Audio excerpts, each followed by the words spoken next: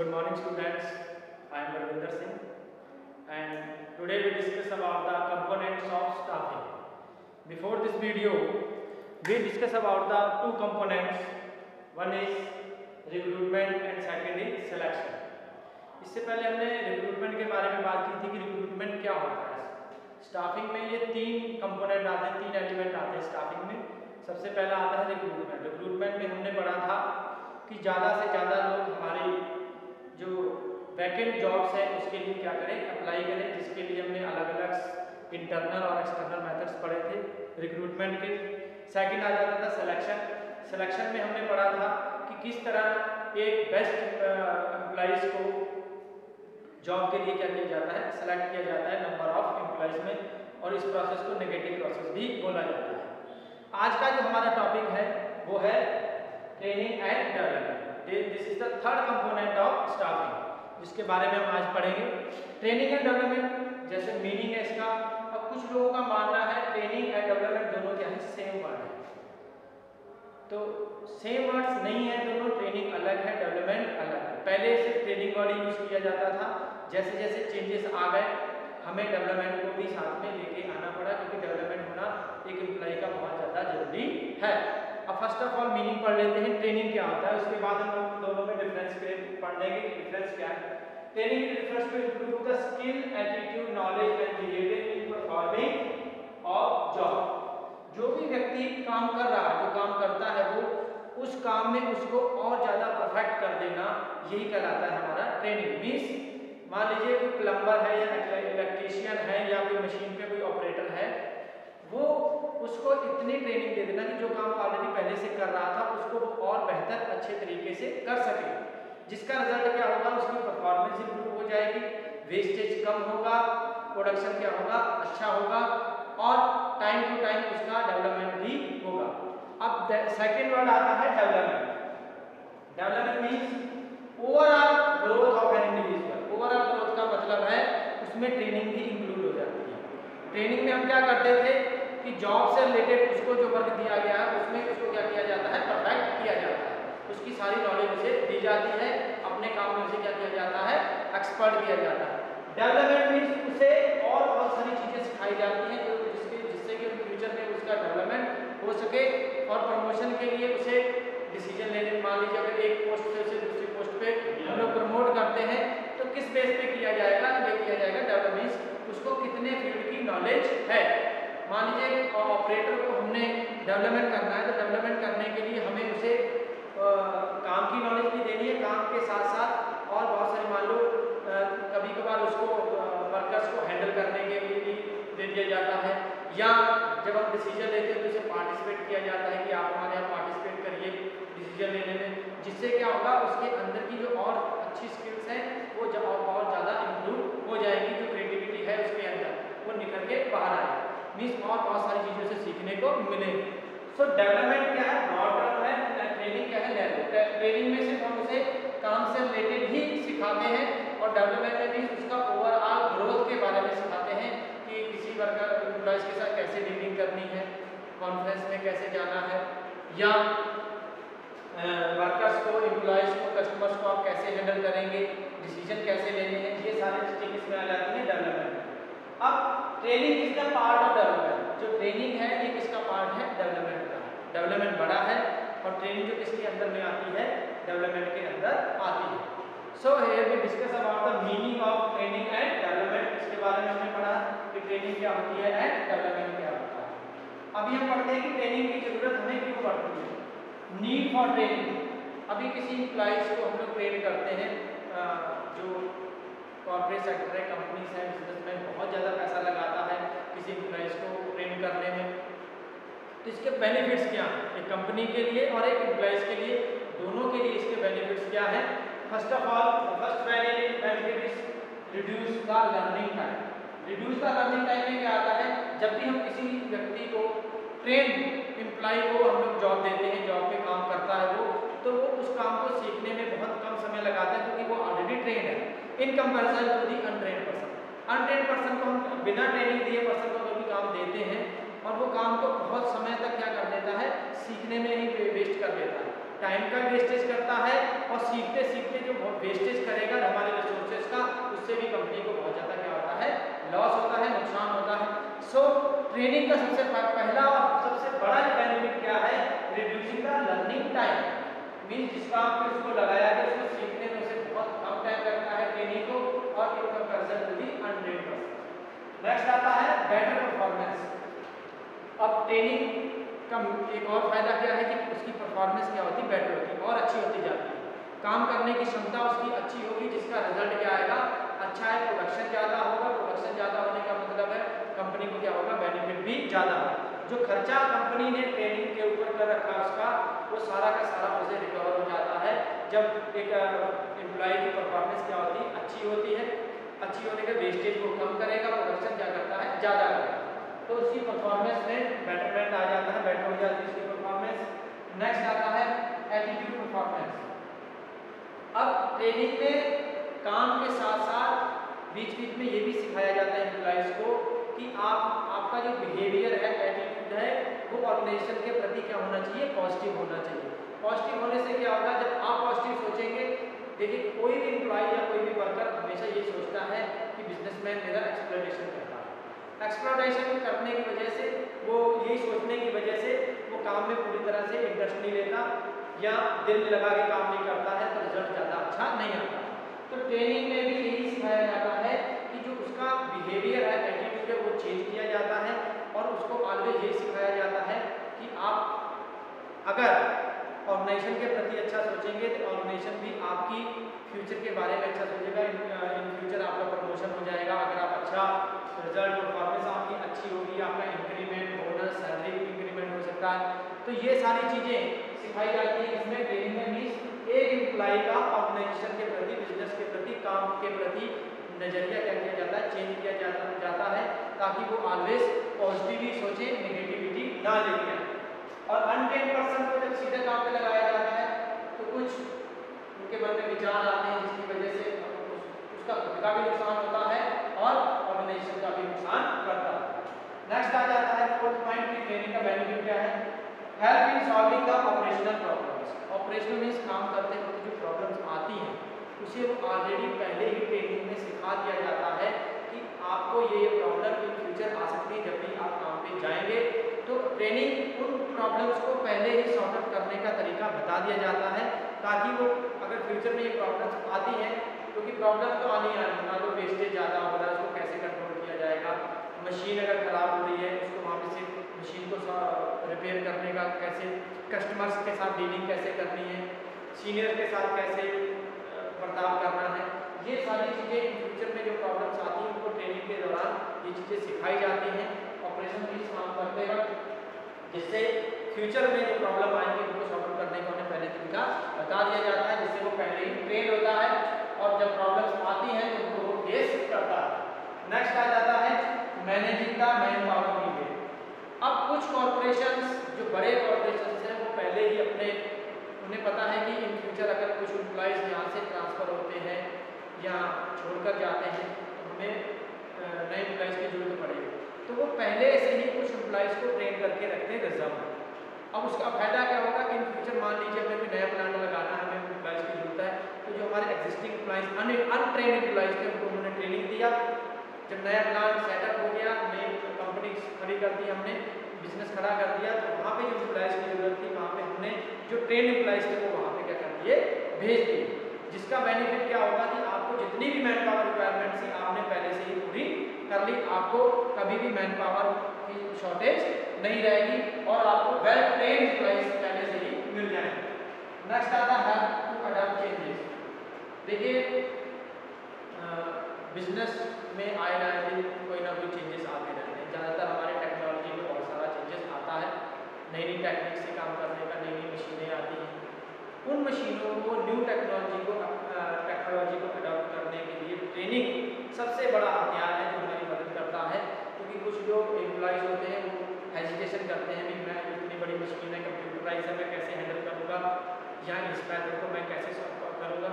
तो ट्रेनिंग वहाँ पे नए चेंजेस को अडॉप्ट करने में, उनको नए तरीके से काम करने में ट्रेनिंग हमारी क्या करती है, हेल्प करती है, जिससे एम्प्लॉयज़ को पहले से ट्रेन कर दिया जाता है।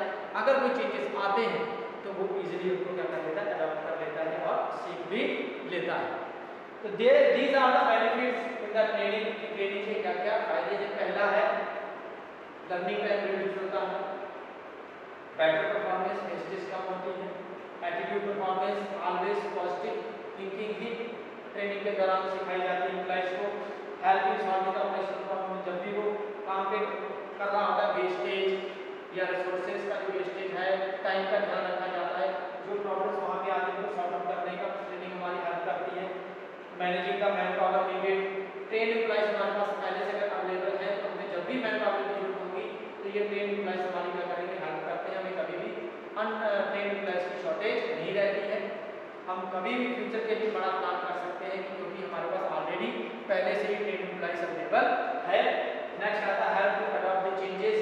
अगर कोई नई चेंजेस आते हैं बिजनेस में, बिजनेस एनवायरनमेंट में चेंजेस आते हैं जैसे टेक्नोलॉजी से रिलेटेड, तो जो ट्रेन एम्प्लॉइज है उनको इजीली अडॉप्ट कर लेते हैं, उन्हें कोई भी हेजिटेशन वहाँ पे नहीं होता।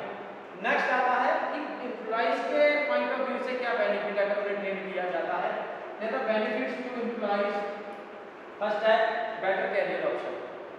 ट्रेन एम्प्लॉइज और एक अनट्रेन एम्प्लॉइज की अगर कंपैरिजन किया जाए तो सबसे पहले जॉब ऑफर किसे किया जाता है, ट्रेन एम्प्लॉइज को। और अगर मान लीजिए दोनों एक ही पोस्ट पे आ जाते हैं, रख भी लिए जाते हैं, तो ट्रेन एम्प्लॉइज की सैलरी क्या होती है, ज़्यादा होती है in comparison to the untrain employees. Means जो कैरियर ऑप्शन है बेटर है इसका ट्रेन एम्प्लॉय का in comparison to the untrain employees.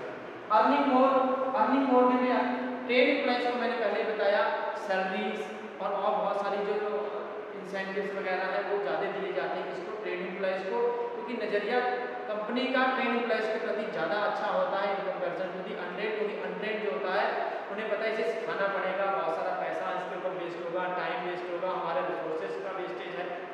तो अर्निंग क्या करता है, ज़्यादा करता है। अगर एक कंपनी को छोड़ के दूसरी कंपनी में भी जाना है तो दूसरी कंपनी ट्रेन एम्प्लॉइज को ज़्यादा जल्दी अडॉप्ट कर लेती है या ले लेती है। तो अर्निंग के चांसेस में क्या रहते हैं, ज़्यादा रहते हैं, क्योंकि इसकी परफॉर्मेंस क्या होती है, बहुत अच्छी होती है। Boost of the morale of the employee, boost of the morale of the employee. एक ट्रेन एम्प्लॉय होता है, एक अनट्रेन एम्प्लॉय। ट्रेन एम्प्लॉइज का जो मॉरल होता है वो हाई होता है, क्योंकि उसे पता है जो भी मुझे काम दिया जाएगा वो मैं कर दूंगा। क्यों? क्योंकि उसने बहुत सारा टाइम, अपना जो इम्पोर्टेंट टाइम है वो कहाँ पे लगा रखा था, ट्रेनिंग में लगा रखा था। उसे पता है कि किस सिचुएशन में, किस कंडीशन में मुझे कौन सा डिसीजन लेना है, ये इस प्रॉब्लम को किस मेथड से सॉर्ट आउट करना है। तो उसका मोरल जो होता है ऑलवेज हाई रहता है, क्योंकि उसे सब पता है, उसे ट्रेन कर रखा है उसी पर्पज से। Less chances of accident. अब मान लीजिए कोई मशीनरी पे काम कर रहा है, मतलब फैक्ट्री में काम कर रहा है, एक ट्रेन और अनट्रेन में इतना ही फर्क होता है कि ट्रेन एम्प्लॉइज के साथ एक्सीडेंट के चांसेस क्या होते हैं, बहुत कम होते हैं, और अनट्रेन के चांसेस बहुत ज़्यादा होते हैं। आपने कई बार सुना भी होगा कि काम करते वक्त कोई व्यक्ति किसी का हाथ कट जाता है, किसी के पैर कट जाते हैं, मीन्स किसी तरह का भी उसके साथ क्या हो सकता है, लॉजिकल कई बार तो केसेस में डेथ भी हो जाती है। तो ये चांसेस ज़्यादातर किसके साथ होते हैं, अनट्रेन एम्प्लॉइज के साथ होते हैं। तो ट्रेन एम्प्लॉइज को क्या बेनिफिट है कि उसके जो एक्सीडेंट के चांसेस है बहुत कम होते हैं, क्योंकि उन्हें पहले ही उन रियल सिचुएशन से हैंडल करने का तरीका बता दिया जाता है, मशीनें कैसे चलानी है, उनको कैसे हैंडल करना है। तो उनके साथ एक्सीडेंटल के चांसेस क्या रहते हैं, बहुत कम रहते हैं। So these are the benefits of the employees of training. Next आ जाता है methods of training. Method means training कैसे कराई जाए। There are two methods, on the job training and off the job. On the job training means होता है कि किसी व्यक्ति को काम दे दिया जाता है, काम करते करते ही वो सीख जाता है, मींस विद उसको कुछ पैसे भी दिए जाते हैं प्लस काम दिया जाता है, और धीरे धीरे वो काम को क्या कर जाता है, सीख जाता है। मींस काम करते वक्त सीखने को बोला जाता है, काम पे सीखने को बोला जाता है on the job. And off the job training में क्या हो जाता है, ऑफ द जॉब ट्रेनिंग में उसे काम नहीं दिया जाता, पहले उसे ही अलग से ही क्या डमी मॉडल्स पे सिखाया जाता है। मीन्स काम पे नहीं जाता, कोई सैलरी वगैरह स्टार्टिंग में नहीं मिलती, उसे पहले ही काम से अलग एक डमी मॉडल्स, डमी मशीन्स के ऊपर सिखाया जाता है। फिर जब वो परफेक्ट हो जाता है फिर उसे काम पे भेजा जाता है। So there is the two differences between the of the job and on the job. Means काम पे सिखाया जाएगा, यहाँ पे काम पे नहीं सिखाया जाता है ऑफ द जॉब। और ये दो मेथड है ट्रेनिंग के। अब आ जाता है on the job training methods में there are 3 types of training. हम 3 तरह की ट्रेनिंग सिखाते हैं। पहला आता है अप्रेंटिसशिप ट्रेनिंग। अप्रेंटिसशिप ट्रेनिंग में क्या होता है कि जैसे एक गुरु चेले का रिश्ता होता है। गुरु चेले का रिश्ता मीन्स एक मास्टर जो हेड होता है जो काम को सिखाता है।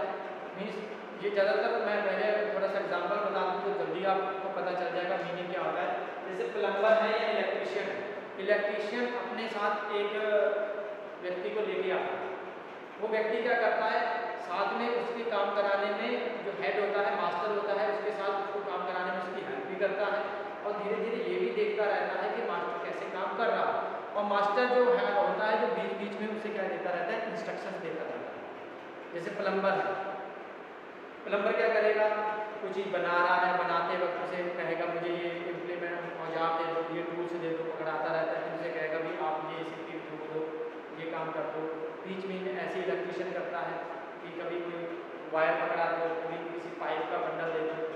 तो ऐसे कर करके वो धीरे धीरे उन्हें धीरे धीरे सिखाता है। इस प्रोग्राम की एक यही टाइम कंज्यूमिंग बहुत ज़्यादा लगता है। ये थोड़ा सा इसका डिसएडवांटेज ये है कि इन कामों को सीखने में बहुत ज़्यादा समय लग जाता है। 1 साल भी लग सकता है, 2 साल भी लग सकते हैं, 3 साल भी लग जाते हैं। आप जल्दी इन कामों को नहीं सीखते क्योंकि मास्टर धीरे धीरे ही काम को सिखाता है और जब वो काम पे पूरी तरह परफेक्ट हो जाता है तो फिर उसको पूरा काम उसको अंडर में दे दिया जाता है। मास्टर अलग हट जाता है तो कहते हैं अब आप इस काम को करके दिखाइए। पहले मैं फिर से मैं बता दूँ, अप्रेंटिसशिप में एक मास्टर एक हेड होता है जो अपने शिष्य को जूनियर को क्या करता है, सिखाता है काम के दौरान। मास्टर काम भी करता रहता है और बीच बीच में उससे सिखाता भी रहता है कि ये ऐसे किया जाता है, इसको ऐसे मोड़ते हैं, ये ऐसे बनाते हैं। मीन्स काम के दौरान ही उसे सिखाया जाता है। और जब वो व्यक्ति जो उसका शिष्य होता है वो पूरी तरह एक्सपर्ट हो जाता है तब उसे काम पूरी तरह दे दिया जाता है। मास्टर ऑब्जर्व करता है, देखता रहता है कहीं कोई ये मिस्टेक तो नहीं कर रहा। अगर फिर भी कोई मिस्टेक करता है तो हेड उसे बताता है। तो ये जो मेथड होता है ये कहलाता है हमारा अप्रेंटिसशिप ट्रेनिंग। जो कि एग्जाम्पल ये जिस मेथड किए जाते हैं, कहाँ पे किए जाते हैं, प्लम्बर और इलेक्ट्रीशियन जो बनते हैं वो इस ट्रेनिंग के मेथड से ही उन्हें ट्रेन किया जाता है।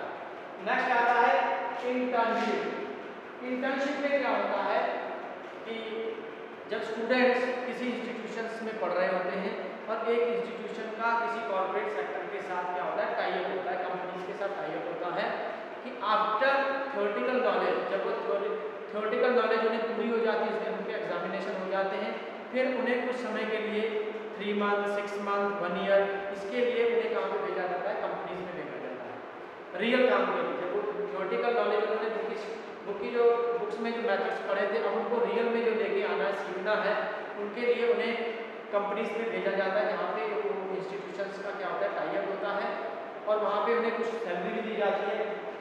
मोस्टली आधी सैलरी दी जाती है या 1/3 सैलरी दी जाती है और वहाँ पे उन्हें कंपनी में रियल में मशीनों पे या जो उनका ऑफिस है उसमें ये सिखाया जाता है। जब वो रियल में उन चीज़ों के साथ फेस टू फेस होते हैं तो वहाँ पे सिखाया जाता है। इस मेथड में एक कंपनी एक और इंस्टीट्यूशन जहाँ पे एजुकेशन इंस्टीट्यूशन का टाई अप होता है, दोनों आफ्टर थ्योरेटिकल नॉलेज स्टूडेंट्स को कहाँ भेज दिया जाता है, कंपनीज में भेजा जाता है जहाँ पे उन्हें प्रैक्टिकल नॉलेज दी जाती है, चाहे वो ऑफिस से रिलेटेड हो, चाहे वो फैक्ट्री से रिलेटेड हो, वहाँ पे उन्हें सिखाया जाता है, बताया जाता है। फिर जाके उन्हें लास्ट में सर्टिफिकेट दिया जाता है कि ये बंदा बिल्कुल क्या हो गया, ट्रेन हो जाए। इस ट्रेनिंग को बोला जाता है इंटर्नशिप ट्रेनिंग। क्या बोला जाता है, इंटर्नशिप ट्रेनिंग। नेक्स्ट आता है ओरिएंटेशन ट्रेनिंग। ओरिएंटेशन ट्रेनिंग में सिखाया जाता है जब भी कोई एम्प्लॉइज आता है, जब भी कोई नया एम्प्लॉय आता है उसको सारी चीज़ों के साथ इंट्रोड्यूस कराया जाता है। मीन्स आपका ऑफिस कहाँ होगा, आपके कौन सबऑर्डिनेट्स होंगे, फैक्ट्री कहाँ पे है, वॉशरूम कहाँ पे है, बॉस का ऑफिस कहाँ पे है, आपके साथ कोई जो स्टाफ मेंबर है वो कौन कौन है। मीन्स सभी के साथ क्या किया जाता है, इंट्रोड्यूस कराया जाता है।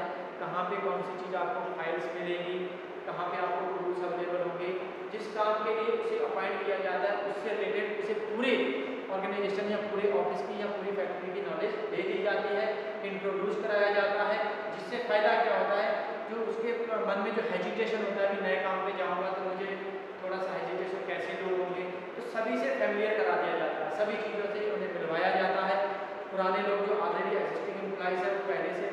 जब इंट्रोड्यूस हो जाते हैं तो दोनों में आपस में जो गैप है वो खत्म हो जाता है, क्योंकि दोनों एक दूसरे से इंट्रोड्यूस हो चुके होते हैं। मशीन्स कहाँ पे हैं, बॉस का ऑफिस ढूंढने में कोई दिक्कत तो नहीं आ रही, बॉस से भी इंट्रोड्यूस करवाया जाता है। These are your boss, these are your subordinates, juniors, peon, even हर चीज़ की नॉलेज इस ट्रेनिंग में दे दी जाती है।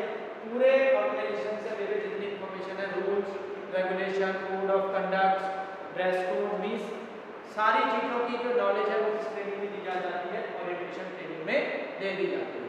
So these are the three methods of on the job training method में मीन्स काम करते वक्त सिखाया जाता है। इसमें एक गुरु अपने चेले को सिखाता है। इंटरनेशनल में क्या होता है, एक ऑर्गेनाइजेशन इंस्टीट्यूशन के साथ टाई अप कराया जाता है, कंपनी के साथ, और जब वो थ्योरेटिकल नॉलेज उनकी पूरी हो जाती है तो उन्हें वहाँ भेजा जाता है कंपनी में रियल में जो सिचुएशन के साथ हैंडल करने में, मशीनों को हैंडल करने के लिए। ओरिएंटेशन में सारी चीज़ों से इंट्रोड्यूस कराया जाता है, जितने भी वहाँ पे ऑफिस में ऑफिस से रिलेटेड या फैक्ट्री से रिलेटेड मीन्स रूल्स और रेगुलेशन सारी चीज़ें ओरिएंटेशन प्रोग्राम में या ट्रेनिंग में सिखाई दी जाती है। जियो 3 मेथड है ऑन दी जॉब। नेक्स्ट आता है of the job training means काम के अलावा जब काम पे नहीं भेजा जाता, पहले उसे क्या किया जाता है, ट्रेन किया जाता है, फिर उसे काम पे भेजा जाता है। और ऑन दी जॉब में पहले ही दिन उसे काम पे भेज दिया जाता है, काम करते करते ही वो सीखता है। ऑफ दी जॉब में वो काम करते वक्त सीखता नहीं, उसे पहले ही सिखाया जाता है, फिर काम पे भेजा जाता है। यहाँ ऑफ दी जॉब में क्या हो जाता है, क्योंकि जब ये जो व्यक्ति ट्रेन किए जाते हैं, ये बहुत जो ट्रेनिंग लेके आते हैं तो ये बहुत महंगी मशीन है और बहुत ही टेक्निकल चीज़ों को डील करने के लिए पहले से ट्रेनिंग दी जाती है। इसलिए इन्हें, क्योंकि जब ये अगर अनट्रेन होंगे तो जो महंगी मशीनें हैं, मशीन भी खराब कर सकते हैं, रॉ मटेरियल भी बहुत ज़्यादा खराब हो सकता है, इवन मशीन भी खराब हो सकती है। सो इनको जो इसका जो पहला मेथड आता है वेस्टिबल स्कूल, ये वो वेस्टिबल स्कूल्स में क्या किया जाता है, मान लीजिए सेम मॉडल का डमी मॉडल ले लिया जाता है। डमी मॉडल के ऊपर, डमी मॉडल का मतलब है एक मशीन है, मशीन का आपने देखा होगा कि एक नकली जिसे बोला जाता है, डमी को सिंपल वर्ड्स में बोल सकते हैं, एक डमी मॉडल बना दिया जाता है, नकली मशीन बना दी जाती है, ये लगभग सेम वैसी होती है, ओरिजिनल नहीं होती है। तो उस पर उसको क्या किया जाता है, एक ट्रेनिंग को सिखाया जाता है। उसके सीखने के बाद फिर उसे काम पे भेजा जाता है और उस मशीन को हैंडल को करने के लिए जब वो परफेक्ट हो जाता है तब उसे काम दिया जाता है। क्यों? इसका अलग से सिखाने का मकसद यही है क्योंकि मशीनें बहुत ही टेक्निकल होती हैं, बहुत ही ज़्यादा उनमें जो पॉइंट्स हैं या उनको मशीन्स को हैंडल करने का तरीका बहुत ही टेक्निकल होता है और मशीनें बहुत महंगी होती हैं, टूल्स बहुत महंगे होते हैं। तो उनके साथ डीलिंग से पहले ही उन्हें पहले डमी मॉडल्स पे सिखाया जाता है, फिर भेजा जाता है। फॉर एग्जांपल, अगर मान लीजिए किसी को अकाउंटेंट की नॉलेज देनी है आपने, तो पहले उसे एक वैसे ही लेज़र दे दिया जाएगा अलग से एक डमी मॉडल के तहत, उस पर उसे एंट्री करना, लेज़र बनाना, ट्रायलेंस बनाना सिखाया जाएगा। जब वो उस पर परफेक्ट हो जाएगा तब उसे ओरिजिनल डॉक्यूमेंट दिए जाएंगे, ओरिजिनल कॉपीज दी जाएंगी कि अब आप इसे कंपनी का काम इस पर कर सकते हैं, जिससे कि मिस्टेक्स के चांसेस क्या हो जाते हैं, बहुत कम हो जाते हैं। तो वेस्टिबल ट्रेनिंग में हम लोग काम से हटकर एक डमी मॉडल्स पे ट्रेनिंग को सिखाते हैं और जब उसमें काम में ट्रेन हो जाता है, परफेक्ट हो जाता है, तब उसको ओरिजिनल बीच काम पे भेजा जाता है, जहाँ पे एक्सीडेंटल के चांसेस भी क्या हो जाते हैं, बहुत कम हो जाते हैं, वेस्टेज कम होता है। So students, these are the methods of training. Today we complete the chapter staffing by, जिसमें हमने पढ़ा था कंपोनेंट्स, थर्ड कंपोनेंट हमारा रह गया था जो आज हमने इस वीडियो में डिस्कस किया है। नेक्स्ट वीडियो, अगर कोई भी इससे रिलेटेड अगर आपको प्रॉब्लम्स हैं आप हमारे साथ शेयर कर सकते हैं, कमेंट कर सकते हैं। मीन्स डेवलपमेंट का क्या मीनिंग, ट्रेनिंग, डिफरेंसेस के बारे में, रिक्रूटमेंट, सिलेक्शन और ट्रेनिंग के बारे में कोई भी अगर प्रॉब्लम है तो आप हमारे साथ शेयर या डिस्कस कर सकते हैं। Thank you, have a nice